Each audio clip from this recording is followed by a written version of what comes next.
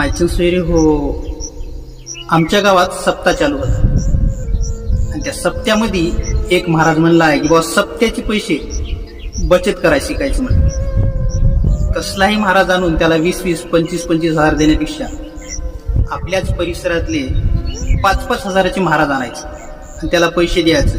आणि जे सप्त्यामध्ये उरलेला पैसा तुमच्या गावातला कोणी गरीब माणूस दवाखान्यात असेल, त्याला पैशाची अडचण असेल तर त्याला पैसे द्यायचे.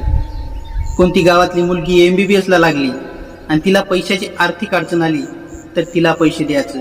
कोणी नोकरीला लागत असेल आणि त्याला पैशाची कमी पडत असेल तर त्याला पैसे द्यायचे.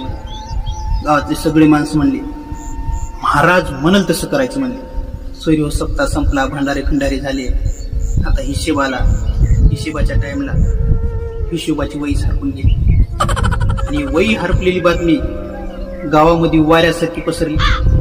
गावातले 100-200 माणसं मंदिरात आली. मंदिरात आल्यावर भांडणं चालू झाली आणि ते भांडणं ऐकाय मी सगळ्यात पुढं.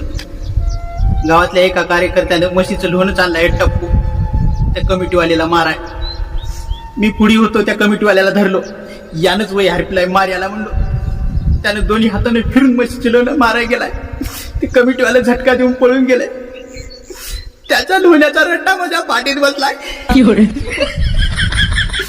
2 दिवस झटूपाम लावून चोळला. काहीच कमी झालं नाही. आज दवाखान्यात गेलो होतो तर डॉक्टर म्हणलाय रट्टा लय जोऱ्यात बसलाय म्हणला आणि तुझ्या गाडीचं माकड हाड मोडूनच गेलं म्हणला.